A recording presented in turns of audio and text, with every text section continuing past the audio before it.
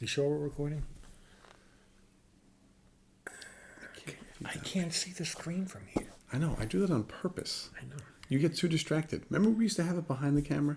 And you used to stare at it? I'd be like, Yeah. I'm like the dog looking in the mirror. What the fuck are you looking at? You looking at me? What the fuck is this guy? You'd be looking at that like the entire time. It would distract you.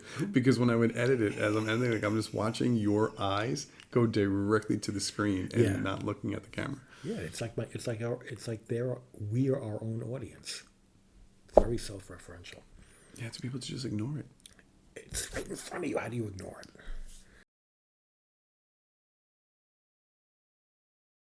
Hey everybody, welcome back to the channel. Goody and Johnny Mo with the movies. Tonight we are doing episode 64.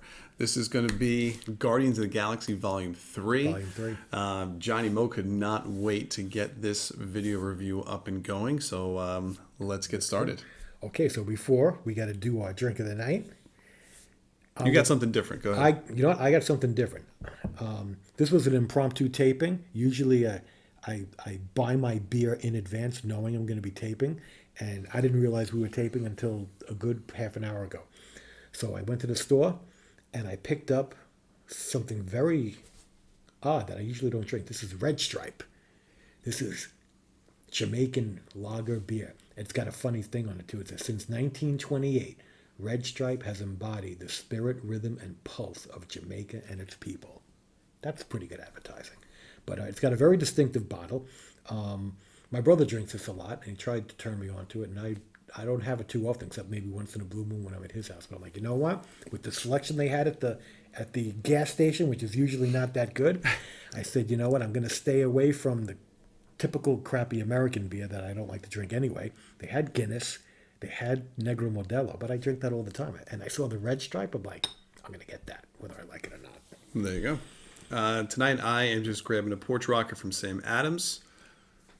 So, with that, cheers to everyone. Thanks for the listeners that are on our podcast, and as well as everyone else watching on YouTube. Thank you guys very much. Spoiler heavy.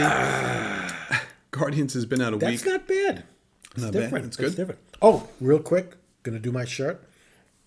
You go ahead and throw it on there. I had to pull out my Yondu. Mary Poppins, the All Guardians of the Galaxy shirt. Pulled that out of the vault in the basement, just for us to go see it. When we went to go see it, That was from Volume 2.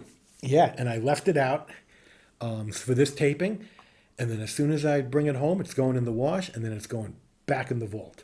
Unless there is a plans for a Guardians Volume 4. It could be. I mean, they imagine there would be. Well, they hinted at Star-Lord returning. Yeah. They didn't say anything about the Guardians And they returning. almost make it seem like it's like going to be a slightly different team going forward. The team didn't break up. The band didn't break up, I think. I think it's the end of an era, for sure. Yeah, because I can tell you right now, if there's any series of movies that Marvel should just keep pumping out, as long as they keep the quality up, it's the Guardians, I think. Well, I think we have to give all the credit in the world to James Gunn. Yeah. As the director for all three of these films, because without Gunn, I don't know if A, these films get made, and B, I don't think they could have been done as well with these random characters. Oh, yeah. That nobody really knew about. I mean, these were probably what, like C or D characters in all of Marvel. All of them are like C characters in Marvel. You know, the level, and it's just the way that Gunn brought them together. Now that created something special. Now that being said, I think that is the team that was brought together in the comics prior to the movie. Like I think, yeah, the Guardians, but they must have like relaunched the title. Yeah, at total some point in time. relaunch. Yeah, because it's I don't know the current team or anything like that. I'm going to be quite honest with you. But that team that they put in the movies, yeah, has no characters from the original Guardians of the Galaxy from the late 60s and the 70s. Right. Well, we really don't see them until Volume 2. Yeah. When they're like thrown in as cameos. I mean, Yondu, I think, had the biggest. Yeah, I mean, other than Yondu, but everyone else, they... But Yondu's not a Guardian. Yondu's a Ravager. Ravager, right? Right, he's one of the Ravagers, along with whoever Stallone plays. Stallone plays like the head Yeah, Ravager, I and think. Martinex, who's like the guy made of crystal, he's a Ravager. Even though I don't know if they mention him by name in the movie, but I know he's in the credits, and probably Charlie 27 as well. You know, it's like they pay a little bit respect to the original Yeah. characters, but even still, they still haven't mentioned all of them or pulled them in anyway. They still haven't brought in Starhawk, Alita, Nikki, or Vance Astro. Not for nothing, Vance Astro was probably the most popular. He was a character that kind of appeared in various places all out the Marvel universe. But yeah, no, it's like this team is. I would have loved to have been in seen the original pitches for the first Guardians, where Yeah. they're like, you know, okay, this is what we're gonna do, and you know, I could oversee the guys going, wait a minute, okay, who's Yeah, the Guardians of the exactly. Galaxy, and okay, so who's in it? Like, you know, somebody big, right? No, Groot. A tree? Who the hell is Groot? A talking raccoon. How many comics has he been in? Three. We're gonna make him we're gonna make him like the comic relief. We're gonna, you know, he's gonna have a lot of comic relief. Oh, wait a second. I'm sorry. I think they're all going to be comic relief. But now that we think we're writing them all with comic relief, they're all going to be funny. No, Wait a minute. What do you mean they're all going to be funny? I remember watching the first trailer to the first Guardians film when it aired, and I'm like, What is going on? what the hell are we watching? I remember but thinking you it's saw either the going to trailer. be. I remember saying to myself, this is either going to be pure genius, a home run, or it's going to be a disaster. Because with these characters, there's no in between. There's no safe middle of the road. Right, there's no Iron Man, there's no Thor, there's no Captain America, which at the Yeah. time, like, you know, they're going through the whole Infinity Saga. Well, and I think the success to the whole trilogy is that it does not follow the standard superhero. No, the Formula. standard MCU formula. And, you know, there's a standard, like, superhero genre formula. Then there's, like, the MCU standard superhero. You know, it's like, Yeah. and I'll be honest with you, most of the movies follow that, For the most part. that line with a little bit of deviation here and there. But Whereas I think Guardians is very off the normal Yeah, path. James Gunn does something special, I think. And I think it with works. this group. I love the first film. I mean, as far as like if I'm looking at these three films, the first one I absolutely love. Second one I found a little more repetitive of the first film. Not as good as the first one, but I liked it. Still some really good moments in it. I really enjoyed the third one. Yeah, I mean, you know what it is? I think these movies had the best humor. I think Yeah. I think a lot of jokes in Guardians 2 didn't work as well as they would have liked. I agree. But I think the jokes in Guardians 1 were were all Yeah, hit. boom, And I boom, think a every lot of the single one. jokes in Guardians 3 worked too. The only thing I didn't like in Guardians 1 was the silly dance-off that Star-Lord does at the end to distract Ronan. Ronan. Yeah. Well, you know, and this is, I think, really the only series that Marvel does that really kind of takes the soundtrack and elevates it as a part of the it almost film. makes it a character in the film. Yeah, no, Gunn does a really It's smart. not just background. It's He selects the music. He does a great job of selecting the tracks Right, for the films and the trailers. right. And what they're doing and what's happening in the movie is it's not like the background music that only you and the audience can hear. It's not like the score to the film. They're actually listening to those for the most part. They're Right, certain scenes, The they're listening characters to are it. listening to those songs on their tape deck or on their radio, whatever. Which is you know, and that's and that's cool. Yeah, which is different than most of the other films that are doing anything like that, or at least how they're incorporating music. Yeah, it definitely takes chances with the story. It you know, it goes wherever it wants to go. It does whatever it wants to do. It can, you know, it. There's only a few series that have actually had a trilogy so far in the MCU, or at least 3 films by itself. Aside from the Avengers films, I don't. I don't want to include those. But I mean, Iron Man, Thor. Thor's got 4 films. Captain America has 3. Spider-Man has 3. Right. You know, I would definitely say the Guardians is definitely one of the more solid trilogies. And I think people look forward to it.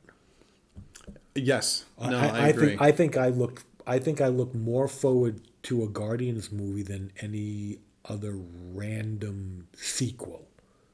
like Yeah, that we've had. the next, you know, Yep. I'm looking forward to the first Fantastic Four movie. Of I'm course. looking forward to the first X-Men movie, but I'm looking more forward to Guardians 3 than I am for Ant-Man 3 or Doctor Strange 3, Right. or Thor 5. Going in there. No, I agree with that. But I thought James did a really great job. This was his swan song, his final film. Now that he's transitioned into the DCU and going to be heading the Superman film there, as well as overseeing the whole roadmap of DC for the next decade plus. Yeah, and that's good. And I think I think I get the feeling when they're making these Guardians movies that there's less restrictions with how they want to tell the story. Well, Feige probably gives Gunn a little bit more leeway because of the success that he's had. Yeah, like it's like, you know what? If it ain't, oh, this is one of my favorite sayings is, if it ain't broke, don't break it. Like you Don't know fix what? it. If it No, ain't no, broke- no. If it ain't broke, don't break it. People people just take things that aren't broken and they break them. You know what? Don't do that. It's not broken, so don't break it. It doesn't need to be fixed. Just leave it alone. It's already perfect. So you give someone like Gunn, you say, all right, you know what? Just keep doing what you're doing, and we're just going to step back, Yeah. which is good because it gives you that creative freedom to take chances that a lot of other movies, they're not allowed to take those chances. Like, no one's taking chances with an Iron Man movie or a Captain America movie. They're gonna say, you're not taking chances with Iron Man. The Iron Man Right, that's our movies, bread and butter. right? They have to be solid. They have to be successful. They have to be, they got to be what people expect. You go into a Guardians movie, you don't know what to expect, But there is except that you're going to have a good time. I think there's definitely the level of you're going to have a good time, but there's definitely a level of success that's expected. No, I'm talking about just that- in terms of what's going to happen. Oh, not knowing what's You going to don't happen? you don't Yeah, know no, what's going to no, that- happen. I agree with that. It's like an open book. You're like, you know what? Like, what's going to happen? Whatever it is, it's going to be a surprise because But it's also, not too, going who's to gonna be. show It's up? not going to be a guarantee. Like, oh, I already know I know what's going to happen because But I think that- I've seen 1 and 2. I already know how 3 is going to be. No, it's not. I also think that Gunn's had some of the best cameos in his films because he's done these beautiful little Easter eggs Oh yeah. in his movies that I thought has been done really well. I almost wish. I'm glad Stallone was in it, but I feel like Stallone had a bigger part in Guardians 2. A little bit. I think that Yeah. I think it's okay. I think I Well, think this I, one he kind of just basically he's just there Yeah. in the beginning and at the very end. yeah, with I think Gamora. I got enough of the Ravagers in part 2, but I almost Yeah. thought like part of me thought like when they introduced the Ravagers, I thought maybe they were gonna I thought they were gonna have a story more focused about interacting with pulling them. pulling them in. Yeah, a or little bit maybe it being like maybe they're the adversaries, Okay. or maybe they team up to join, to find a bigger to find fight a bigger adversary. more. Which I mean, not for nothing, they could have teamed up to fight the Evolutioner. Evolutionary. High evolutionary. High evolutionary. Yeah. I mean, so that was possible too. But the thing is too, there's differences because how you leave Guardians Volume 2 and when we pick up in Guardians Volume 3, there are things that have changed. Like Thor traveled with the Guardians. The Gamora of Guardians 1 and 2 dies. And the Gamora of Volume 3 is really the Gamora from the past before she even meets the Guardians. Right. She's a different Gamora. Right. And I think like that created a whole new Oh, it's a whole relationship new, and a whole new dynamic. right with the team because Yeah. it's someone that just is, it's her, but it's not her. Yeah. And I found Quill's story with this to be so like difficult emotionally because of how much he cares for her and loves her. Yep. And all he wants is for this Gamora to be her. Yeah. And to be like the old Gamora, and it's not. And it's really funny because She's just not that person. the way I think to me, the biggest way that they distinguish that that this is not the same Gamora is in her facial expressions.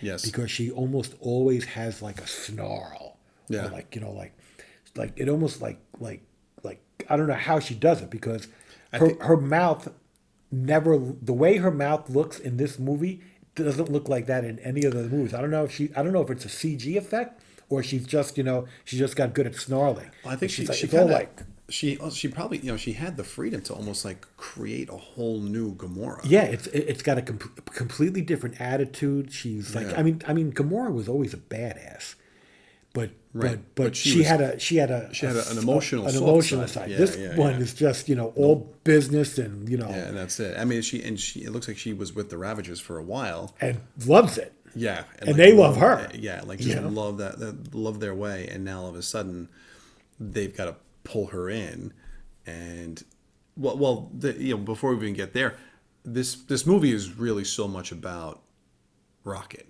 Oh yeah, and Rocket. I'm so glad Rocket's they story did that. takes such center stage Yeah. in this movie. They did a Rocket origin that was, and it wasn't like they did the whole origin at the beginning of the movie and then they moved Right, on it's and just- told the rest. it's sprinkled in. There was a whole origin story and they gave it to you in segments throughout the entire course of the movie, and I think that worked really well. I do too. Because the formula for that is just have an Have it at origin at first. the beginning, Right. and then you're done with it, and you get all the information, and you go from there. You would have had like 30 minutes of the Rocket origin, and then you would have started the Right. current timeline. And maybe that would have been too much time, but somebody upstairs would have said, "Okay, you can't. It's got to be all in the beginning, and it can't be 30 minutes. So make it shorter."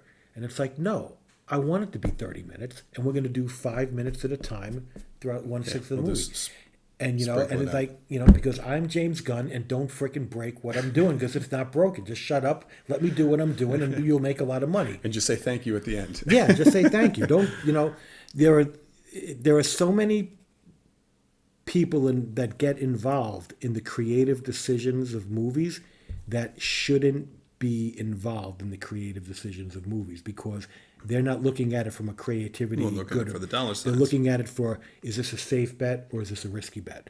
And safe bet usually means more money. You know what? It means safe bets doesn't necessarily mean low more risk. money. It means the money, there's a certain amount of guarantee. Yeah. You get that guarantee. Whereas a risky move, Well, it's high risk, high reward. right, it could be high reward, but it could be a disaster. And people don't like that. And it's like, you know what? Especially for Marvel and Disney and the MCU, you can afford to take chances. Your entire MCU plan, phase 1, 2, 3, 4, 5, 6, 7, 8, 9, 10 on to and forever because they're going to be making movies forever. It does not hinge on the success or failure of any one film. As long as the average is making money, you keep going. Well, yeah, I think you could say that. I mean, especially looking at Phase 4. I mean, a lot of the films in Phase 4 really haven't been the best compared to the other 3 phases of the MCU. And yet they're surviving. Yeah, but I think it's because I think part of that has to do with Phase 4 is a little bit more disjointed. Well, quite a it bit. hasn't settled into that firm direction of where we're going that I think was established pretty early in Phase 1. Like Yeah, I think pretty so. early in Phase 1, you knew you were heading towards Thanos. Yeah. And you knew it. Well, by the time you hit Avengers, which was 1, 2, 3, 4, 5. What was it? After 5 films? So the 6th film was, I think, Avengers? Yeah, and Right. total showdown. Yeah. Now Phase 4, you had quite a few films in Phase 4 where they were just standalone movies almost. They almost, they Right. were, and they were good, but I think they lost a little bit of that momentum. But maybe they just wanted to take a break and say, all right, let's just have a little fun with these characters, just standalone, and now we can start getting into the whole Kang thing. Right. And I mean, obviously, that's like the next, that where this is all going. But which the brilliance of Guardians is that you get a breath from all that because Yeah. it really takes you out of the main MCU continuity and kind of just brings you into the Guardians bubble. And Makes me I wonder like- if Kang is going to be the end of Phase 4, 5, or 6. Do they know that? I'm sure it's mapped out as to who's I'm sure going it's to be not what. that. Thanos was the end of Phase 3. So I think you got to stretch the big bads out. Right, and that's kind of can't- what they did. Right. So I'm Like the I'm next expecting Avengers- the like- Kang finale to be the end of Phase 6. Yeah, probably or at least like at at least the phase very 5. least phase 5. It'd be silly to go to phase 4 because Like I don't know if they're going to you only do. have so many big bads. I don't know if they're going to stretch it out over 3 phases like that again to wrap up this one villain. They might do that sooner than later. Maybe a little sooner. Yeah. Now that they've done it once, they can do it a Right. little tighter. But like I said, there's only so many big bads. Okay, so one of the characters that they introduced. There's so many things to Talking talk about about. Adam Warlock. There's so or many who, things to who talk do you about. want, Yeah. who do you want to talk Yeah. about? Well, because at the beginning of the film is really kind of shocking because it starts Yeah. off with a freaking bang. Because it really starts off with Adam Warlock coming into nowhere and just Yeah. like leveling parts, and like you really get to see how strong and powerful Yeah. Adam Warlock So, is. I mean, to me, he almost kills Drax. Yeah, the big intro on the, you want to say the hero side, but he actually comes out as a villain. He's a hero in the comics, but he's almost like he's very much a villain for most of this movie. Is Adam Warlock, and I'll be honest with you, I feel like the Adam Warlock in this movie is a little bit tougher than the Adam Warlock in the comics. Okay. Could be. I don't know that he is that tough. To be honest with you, I think in the comics, Drax could physically throttle Adam Warlock because Drax in the comics is really strong. Warlock is an odd character. I mean, he was first introduced in the '60s in Fantastic Four, and he's not a creation of the High Evolutionary. He's a creation of this group of scientists called the Enclave, and he's like in the cocoon, and it's the same type of cocoon Right, that that they was showed at the end of two. Guardians 2. Yeah. And when the cocoon finally hatches at some point, which might not be till another couple issues of the Fantastic Four, or the cocoon and or the hatchling is in Thor, and he's called him. He's not called Warlock. He's called him. And then at some point he becomes Adam Warlock, and then he gets his own title in Marvel Premiere. The first 2 issues of Marvel Premiere is Marvel Premiere featuring Warlock. Okay. And it kind of, I think at that point it starts to pull into Counter Earth and the High Evolutionary and things of that nature. And then that was apparently successful, and he gets his own series. Okay. Warlock 1 through 8 is in from the early '70s, and it's all about Counter Earth. What's the society with the gold skin? In the comics, I have no idea, because in the comics, Adam Warlock is a singular being. He's not like a member of a race. So But it's almost like he was created though. Like it doesn't seem yeah, like he certainly he's wasn't. created in these comics, but in Even in the MCU. sorry, in the MCU he's created, but he's almost created to be part of this Like gold their race, society. this Yeah, society. yeah. Whereas in the comics, he is a standalone being. The Enclave create a female counterpart to him called her, but I think it's a singular creation. Okay. And then basically the whole high evolutionary man-beast counter-Earth storyline kind of disappears, and the series ends until Jim Starlin picks up Adam Warlock and turns the character completely around. And that's the Warlock that like everybody loves is the Jim Starlin. Well, Jim it Starlin, seems like there's going to be an opportunity to do something with Warlock again in the future. well, yeah, because what Jim Starlin did is he took over the writing and the drawing for this character, and it's a huge story arc. That it wasn't just this issue I'm fighting this guy, this issue I'm fighting. He had a plan and a direction for Adam Warlock that they could adapt into the MCU if they chose to. It started out in Strange Tales. They did a 4-issue story arc in Strange Tales where they introduced Pip the Troll and Gamora, and that was very successful. So, The Pip the Troll has not made an appearance yet, right? oh yes, he was at the He was? end of Was it the Eternals? yeah, Right? That was yeah. him? Star Fox and Pip the Troll appeared at the end of Eternals. So Okay. they're gonna start pulling them in too, and then so Strange Tales was successful. They gave Warlock his own series again, but they kept the issue numbering. It started out with Warlock number 9. Okay. That went through issue 15. A couple of crossovers here and there, this and that, and then it all culminated in the 2-part Avengers Annual number 7, Marvel 2-in-1 Annual number 2. Everybody and Warlock versus Thanos. Warlock dies. Gamora dies. Pip the Troll dies. Almost like everybody that Starlin created or worked on died, and like he's done. And then I guess he got tired. Then he did like a death of when Captain Marvel died. Thanos was involved, and I think they might even have Warlock in there a little bit. But then I guess Starlin got like antsy, like, well, it's comic books. Nobody dies forever. He probably approached Marvel and said, "Can I just bring everybody back?"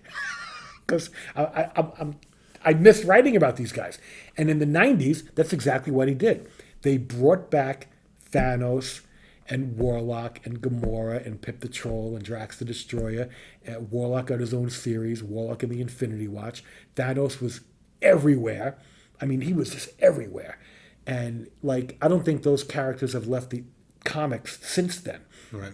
But the big bad, when Starlin first started doing it, aside from Thanos, which obviously they've already done Thanos, they're not going to do him again, there's an alternate reality or future evil version of Warlock called the Magus.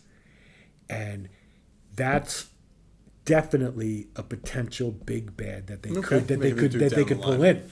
It's just a matter of who they decide to choose. Are they going to choose Korvac? Are they going to choose Galactus? Are they going to choose Dark Phoenix?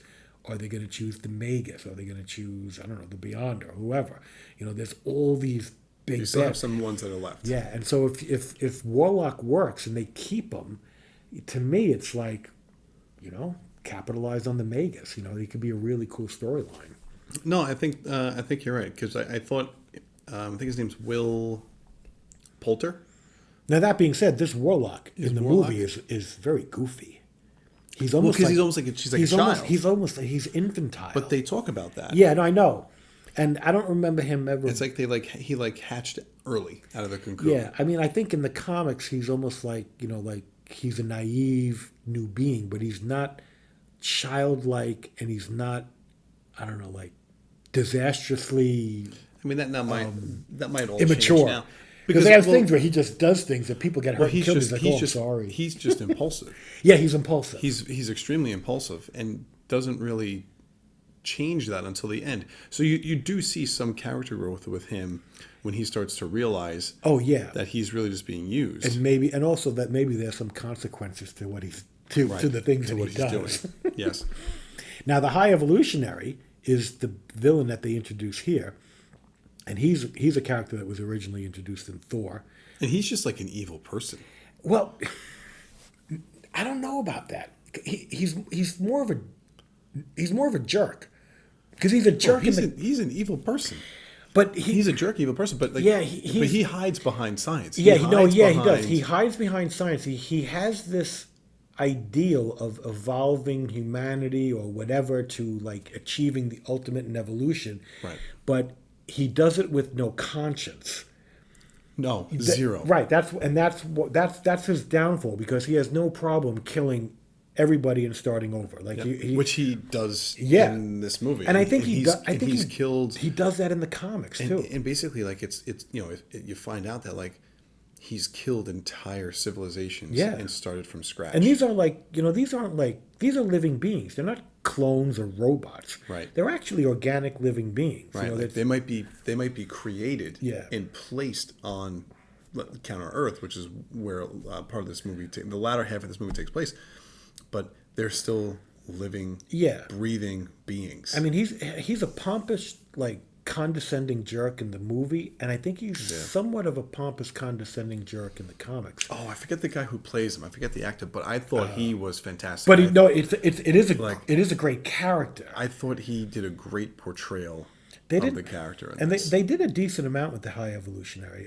There was in the 70s, he actually challenged Galactus, because Galactus was looking for a planet to eat, and Counter Earth fit the bill, and that's the planet he created. And he found Counter Earth, like he grew to Galactus' size, and they fought. Needless to say, Galactus, I think, beat the crap out of him. But the planet was saved because through the Impossible Man. But then there was a whole story arc in the 90s called the Evolutionary War, which was like it crossed all the annuals in Marvel that year. And it was something that the High Evolutionary was doing. And I think the best scenario from that storyline was when Apocalypse found out what High Evolutionary was doing and didn't like it because High Evolutionary wants everything to evolve immediately. Apocalypse wants mutants or whoever to evolve through trial by fire and over the course of time. Okay. He's interested. He plays a slow long game. Evolutionary wants everything done now. So Apocalypse like confronts him, and he's like, I don't like what you're doing. And then he realized and then he realized like whatever the High Evolutionary was doing, it wasn't working. Right. And he was like, it was the funniest thing is when Apocalypse just looks at him, he goes, you know what? I don't even know why I'm fighting you. He goes, you're so stupid. You're obviously going to fail. You're not going to wind up killing anybody. Everybody that you harass is going to beat you and grow stronger and be better from the ordeal. So he goes, you're actually promoting my agenda. He goes, so I'm just going to leave you alone now because you're not worth my time. And he leaves. And High Evolutionary's like, no, I don't believe him. He's a jerk. You know, like High Evolutionary is incapable of looking upon himself and seeing his own faults. Well, I mean, you get that towards the end of this film, right? Yeah. Because it's his own crew, his own staff turned against him. Oh yeah, they mutiny. Right? Oh, it's totally. Basically, it's a mutiny at this point in time. Yeah. And like he thought he had power over all of them, and he doesn't. He doesn't. He finds that out the hard way. You know, because at the end of the day, they probably realize that he even finds them expendable. Well, what I found He to could be care less about them, probably. what was great about Rocket's backstory is not only are we seeing him evolve from being a raccoon to being this like tech genius, right? Mm-hmm. But the fact that he figured out something That the High Evolutionary couldn't. right, and the High Evolutionary, he couldn't stand it. He couldn't get past it. He couldn't get past that. He didn't think of it first, and that this little creature that he created got it. And not for nothing, like that should have been like, oh my God, this is the pinnacle ultimate of my creation. Instead, he looks at it almost like a detriment, like he wants to just study it. He wants to kill it and study it. Right. He actually has no. You said it before. He has no remorse. He has no admiration or No. pride in Rocket's creation. Now, in the comics, I'm pretty sure Rocket Raccoon has nothing to do with the High Evolutionary, but I like that they did How this. they tied it in. Yeah, I like how they did this because it worked. It made sense.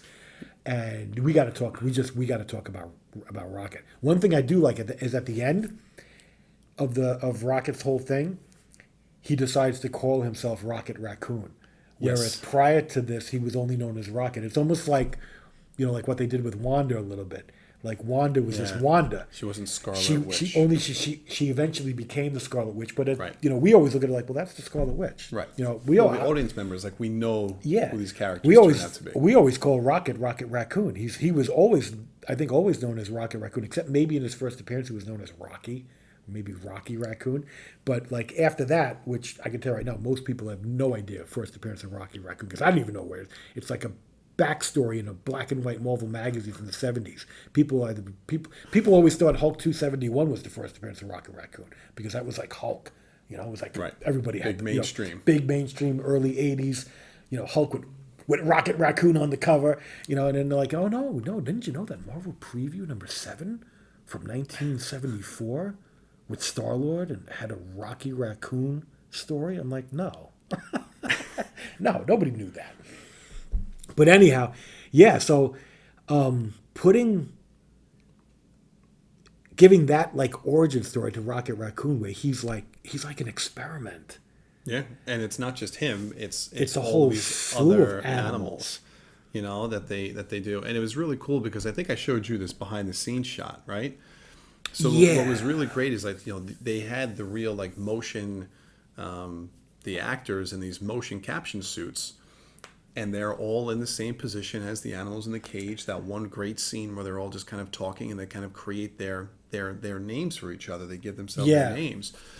And you get to see all that. So just really cool stuff that I thought James Gunn set up for these guys to really feel not human's not the real name, but like they had that emotional connection. I'll be honest with you. That they start to pull this you this in. whole backstory with Rocket Raccoon and the experiments and the friends that he's making that are also being experimented on, like their friendship, it's got to be one of the most emotional like scenes. Well, like, he develops this bond with them, right? in any in of the film. Marvel movies. And then It's unbelievable. at the peak of his backstory, Rocket realizes that the High Evolutionary is going to kill them all. Kill them all.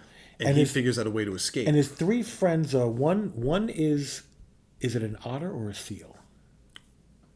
Almost like his. I want to say otter, but I don't know if it's right or not. I think it's an otter, and then there's a rabbit.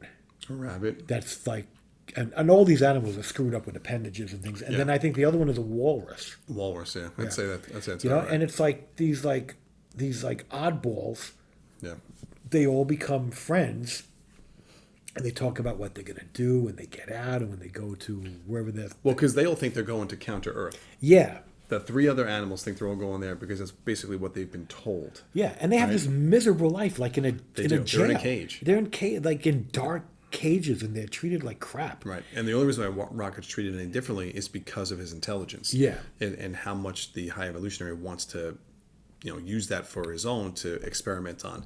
And basically, Rocket, once he sees or hears what's going to end up happening, he tries to tell them all, and then they're basically busting out of there, and Rocket finds a way. And even Rocket, he's like almost like a baby at the time. Like he's like young. He's young and he's cute, and he doesn't have that, that attitude that we've seen in the first two movies. He's not that character yet. No.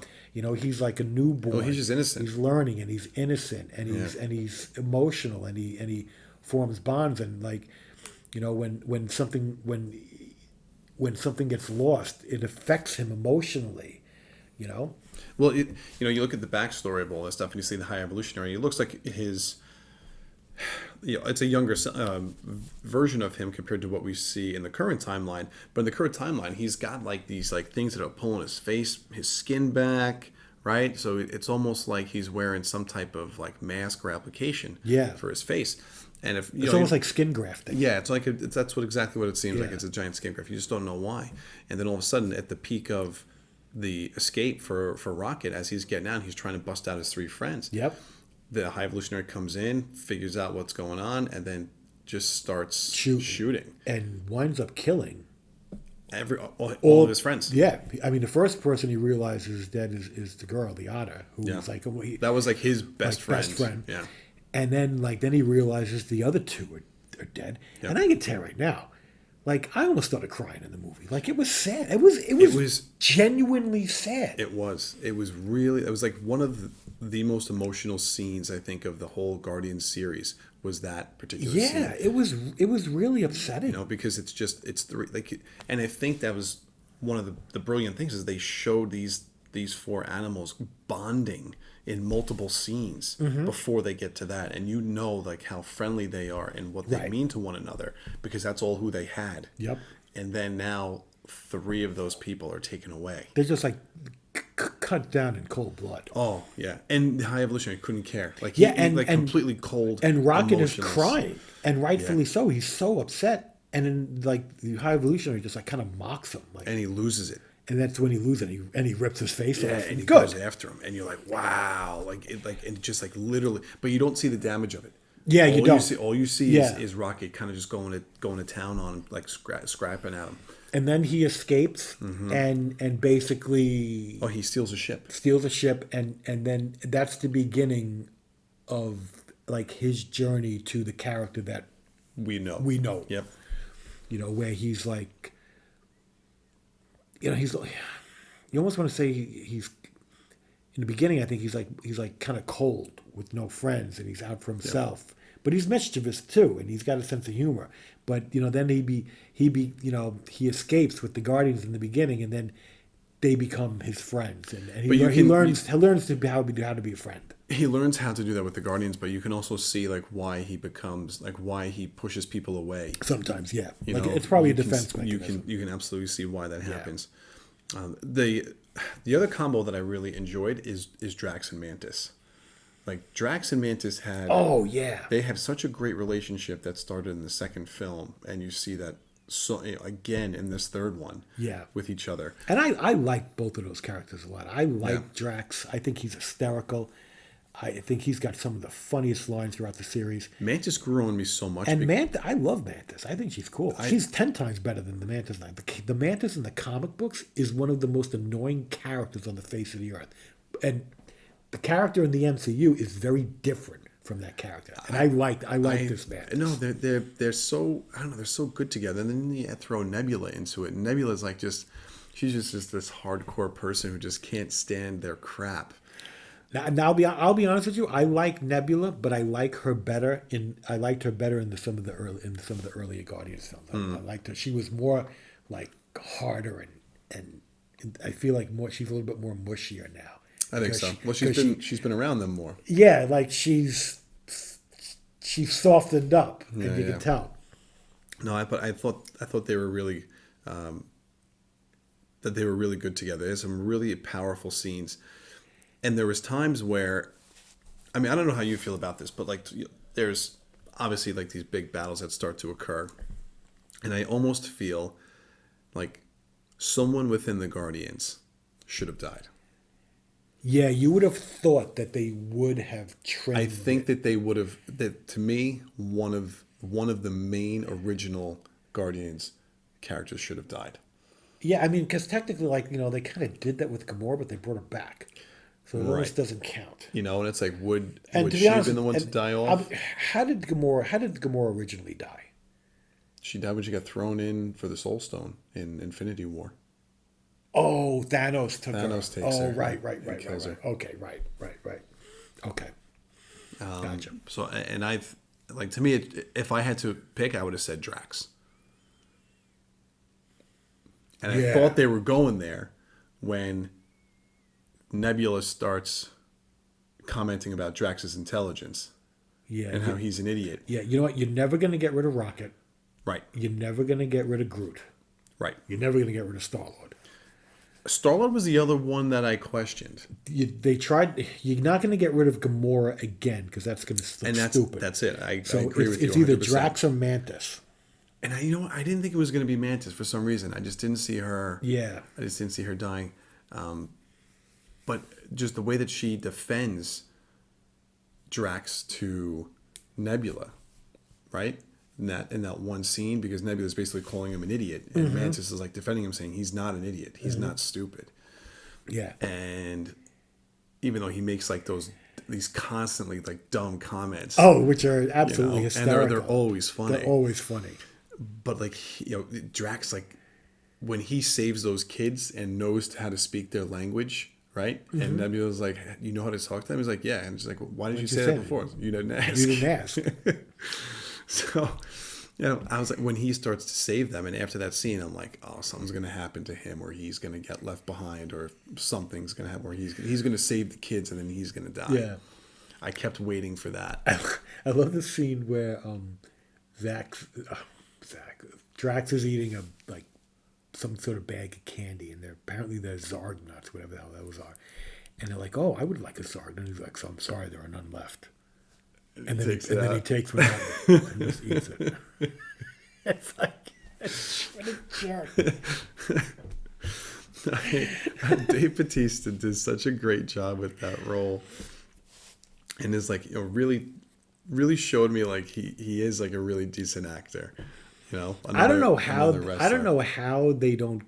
I would love to see an outtakes of all the Guardians movies, because I guarantee you there are times where they try to say the line, and they just can't keep a straight face because they just can't. There has to be. They probably have so much fun. I think so. Yeah, I know, definitely. Now then, there's also two other characters that kind of get a decent amount. It's the guy who inherited Yondu's arrow. Oh, that's Sean Gunn. So that's James's brother. Oh, that's his? Oh, I didn't know that. Sean Gunn, okay, yeah. And I don't even know the name of his character. I can no recollection. I forget too. And then there's like a dog. Oh, Cosmo. Cosmo, who's like, I don't know, telepathic and can do things. And That's supposed to be like the Russian dog that was sent into space. yeah, right? and I'll be honest with you, I don't know either of those two characters in the comic books. Well, he's if got if they're even in the comics at all. he's got no idea. telepathy, and he's got that dog collar that helps him to like vocalize his bark, basically, or Yeah. her bark. I think it's actually a female dog. And that, I have to tell you, that was like really well done. Like having that dog play with Sean Gunn's character. Yeah. It's like, I'm not telling, like, she's a bad dog. I'm not telling her otherwise. And the dog just can't get over it. Like, I hate it when you call me that. It was the jokes and the timing, I thought, of everything made it went really, really well. Like, I thought there really wasn't a lot of any like not downtime, but there's no slow spots, I don't think, in this. Like, I think it just flowed very well, and the jokes to me hit the right notes like the first film did as we went through this. There really wasn't anything that I thought was like really off that stood out, and I was like, I don't know about that, they missed that. But no, I think they did really well. Like when they're on Counter Earth and Star-Lord's trying to he gets in the car without a problem, and Nebula has no idea how to get in the car. Yeah. And they drop the first F-bomb in Oh, the okay. MCU. Oh, okay. I don't even know if I picked up on that. Oh, yeah. Like Star-Lord says, get the F in the car. But does he Right. actually say F? Yes. Okay. He says it. And I was like, ooh, like I didn't expect that. But it's great. Like she's pushing the door lock, like trying to open the door lock, not the actual latch itself. Like she's like putting her finger where the key goes. It's not working. What about the scene where Drax like throws the ball and hits the Oh, hits it just drills her. hits the girl in the face. Drills her, and it pisses off all the people. townspeople. Yeah, and like they're ready to go nuts. But like that, there was some like just really good like comic relief with that stuff. I thought that was great. So incidentally, I think McDonald's put out a Guardians of the Galaxy Happy Meal thing where like the toys in the Happy Meals are you could get various Guardians characters. Of course. And I think it's Star-Lord, Groot, Rocket, Gamora. Drax, Mantis. Gamora's not one of them? Nope. Oh, wow. Warlock, and the dog. Oh, the dog's one. They don't put Gamora in because in this movie, she doesn't identify as a Guardian. She identifies as a Ravager that's traveling with the Guardians traveling against with her them. will. And the other guy, James Gunn's brother, is just, I think, too boring a character to turn into a Happy Meal toy. Like, he's not that Well, interesting. it's funny because enough. like he's struggling the whole time trying to use the fin. Yeah. Right. Like he can't quite get the arrow to do what he wants just yet, not until the very end.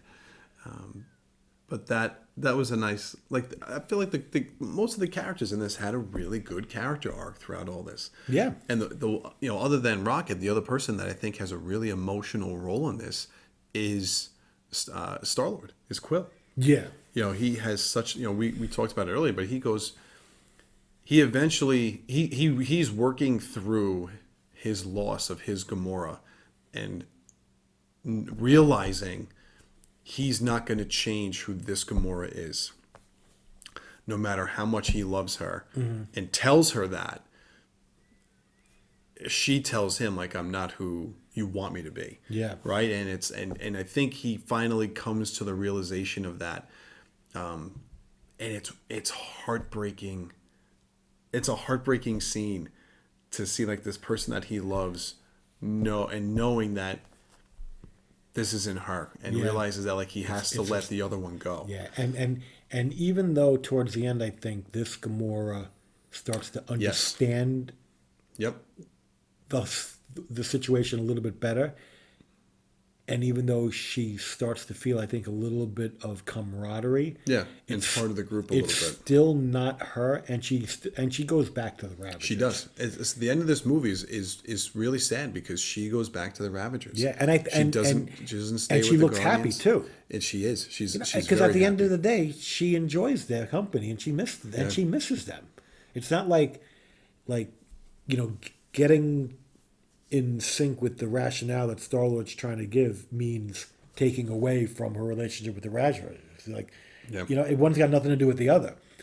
she's more in tune with what's going on in the Guardian scenario, but that doesn't change a bit her camaraderie with the people that she's in this scenario. She's been with a long time, I think. Well, everyone kind of like basically pretty much goes their own way for the most part, with the exception of Rocket and Groot, who are now like the leaders of the new Guardians. Yeah, so it's Rocket and Groot.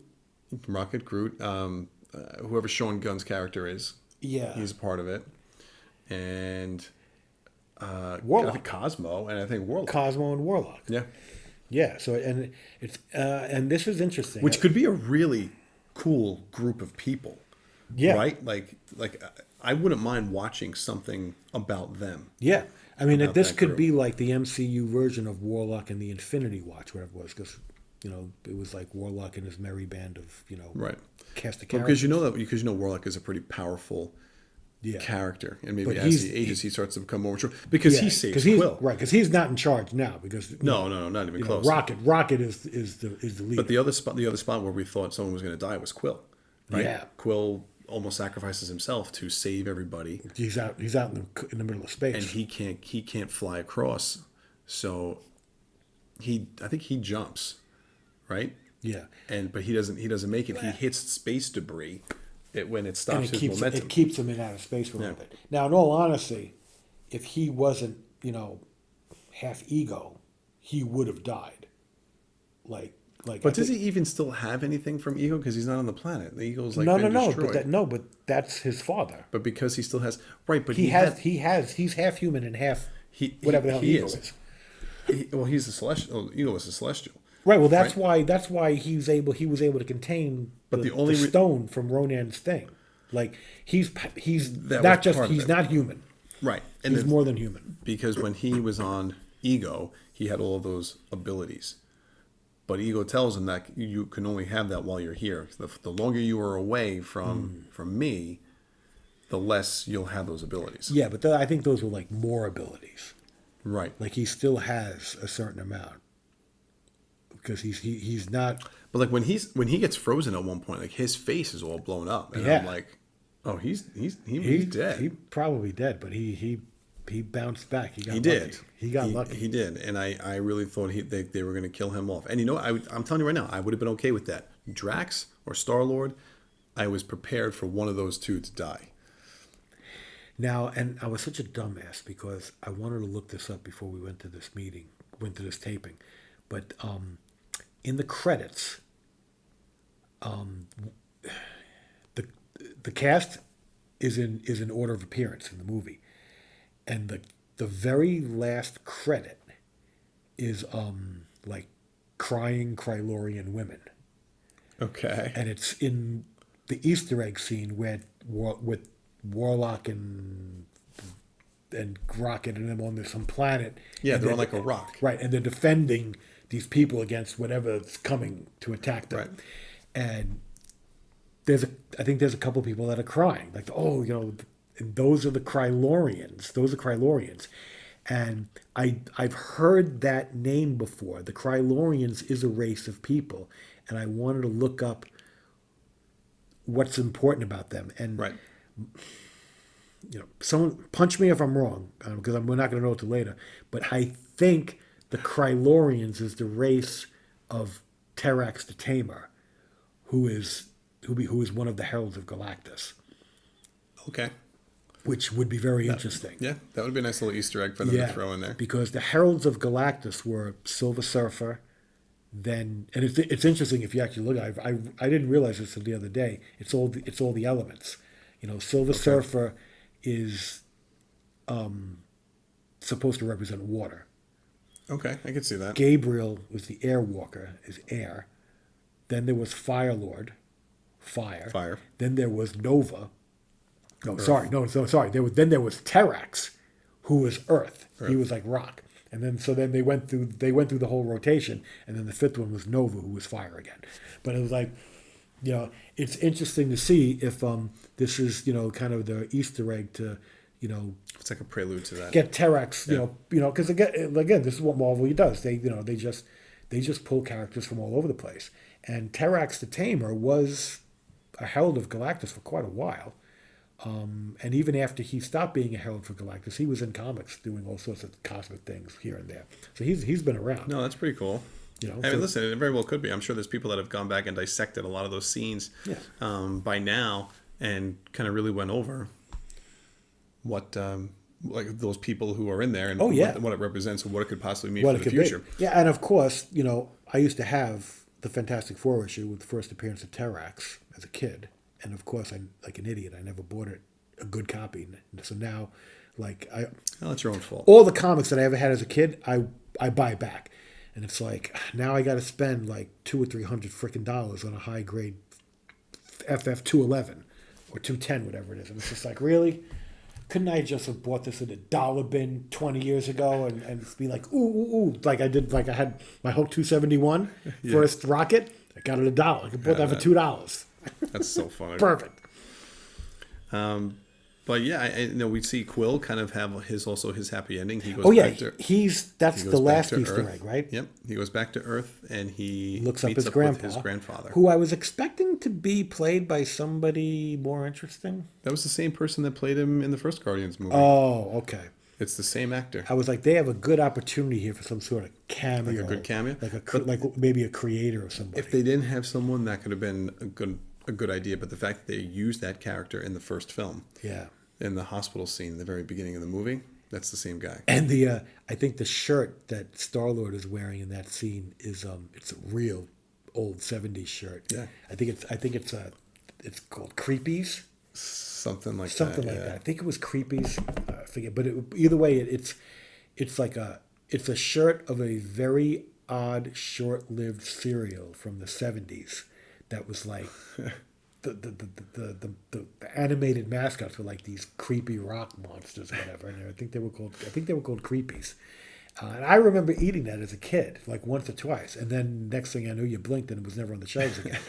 But like, you know, they pull out all this, you know, nostalgic stuff for like, you know, what people wear. And the time frame, like when we were on Counter Earth, that was very like 60s, 70s to me. Like that almost seemed like the decorations of the homes, the cars, Yeah. all that stuff seemed like in that decade. So I thought that was an interesting choice for a time frame to have.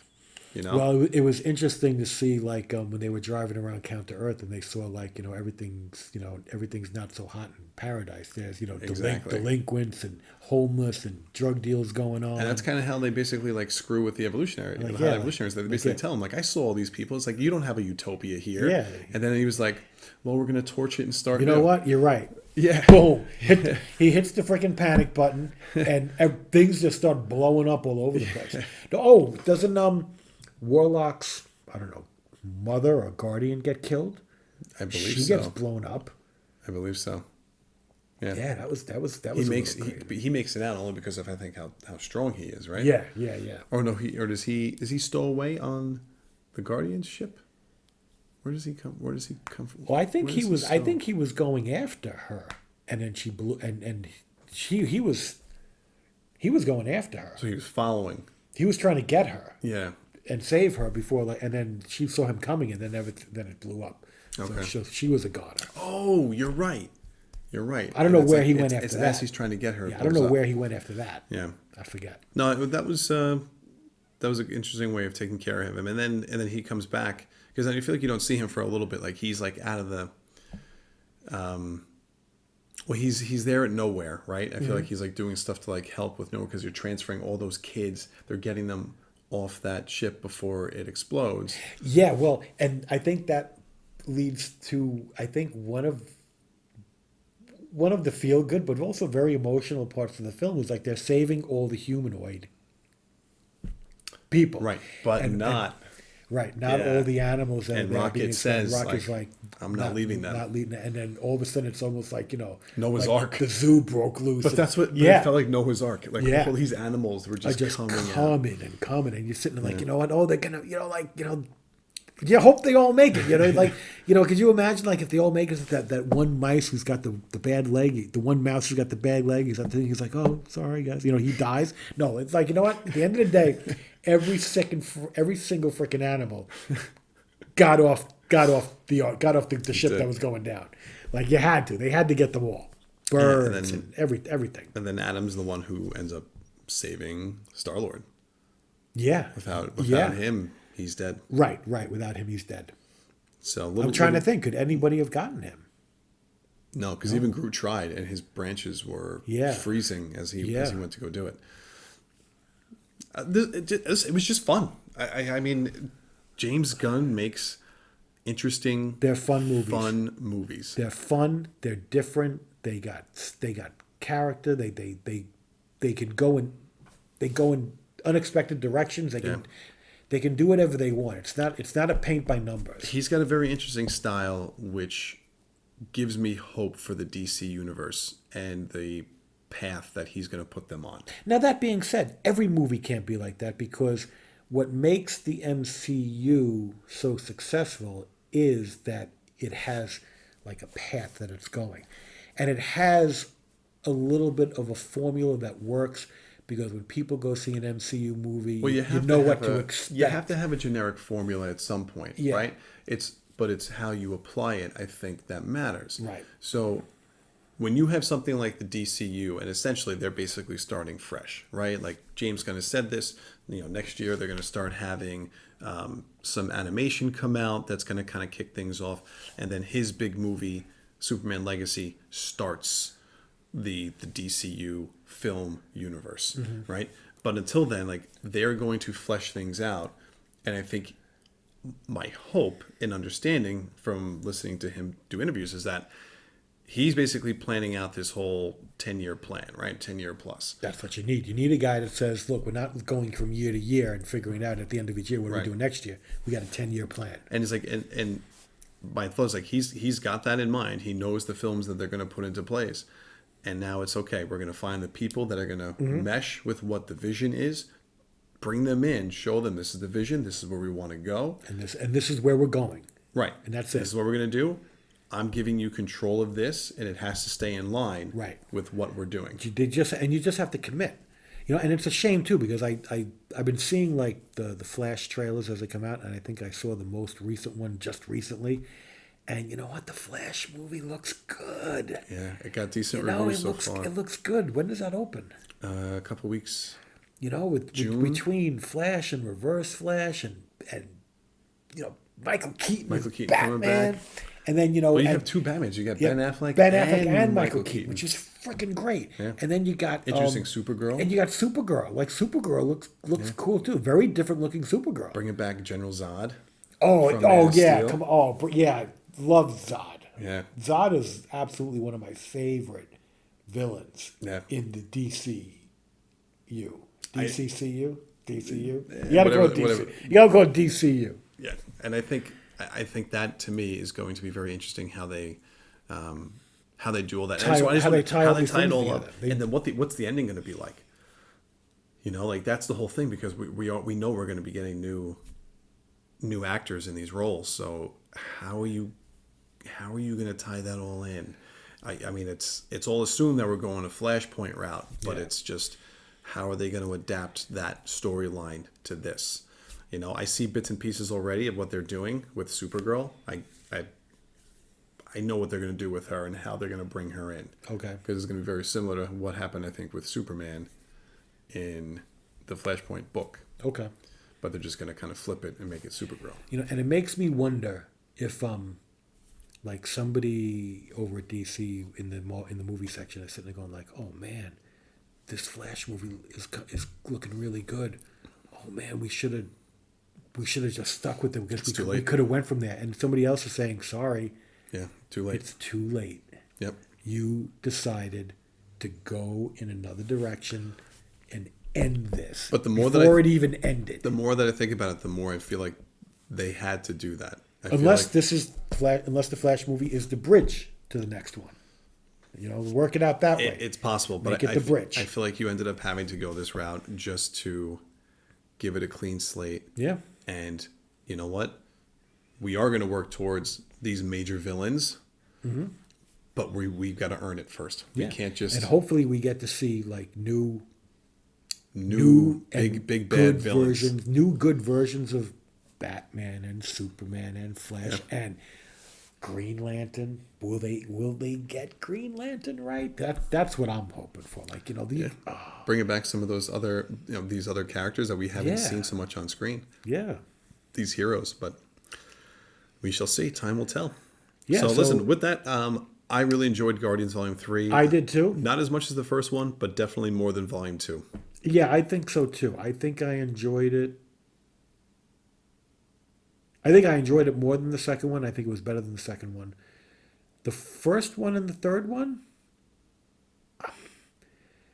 I think I enjoyed the first one more, but I think the third one is better because I don't know, it's just got, it covers a lot of bases. It covers It does. it covers a more emotional range. It and certainly works. was the most emotional Yeah. out of the three. I mean, even the second one, which had Quill finding his father, fighting and basically killing his father, and then accepting Yondo as the man that raised him, right? And almost accepting him as like a stepfather, if you will, or a foster father. Like that was pretty emotional. Yeah. But just so different with Rocket. Yeah. You know, like he hits an emotional tone in this movie. Yeah, I mean, this movie's at least 3 stars, if not 3.5. I felt like Guardians 1 was almost about the same, at least 3 stars, possibly even 3.5. Guardians 2, I think, was at best a 3-star movie. But I liked both 1 and 3 immensely, but like almost a little differently. 1 was more of like a fun roller coaster ride, and 3 was more of like an emotional roller coaster ride. You know what I mean? Yeah, no, I think I can know? understand that. I agree with that too. So good stuff. Yeah. So with that, guys, we are going to be done. I don't know what's next on our agenda. I don't know. We gotta You know see what? what's coming out. We never got around to seeing Little Mermaids. Little Mermaids. We never got coming around out. to seeing Evil Dead. We missed out on Evil No, we missed Dead. out that one. But we got I think Little Little Mermaid Mermaid is coming up. I'm sure all the kids are going to want to see that. Fast 10, What's Fast 10? Fast and the Furious. Oh, Fast and the Furious 10? Oh, man. I don't know if you're seeing that one. No, I'd have to binge watch, 1 through 9 because I God. think I've only seen 1, and One's the I one. think I've That, only seen 1. one's the one you need to watch. And then Flash is in a couple weeks. Flash is in a couple weeks. Yeah. So with that, guys. With that, cheers, everyone. cheers. Thanks so much for watching and listening, See everyone. you guys next time at the movies. See you soon.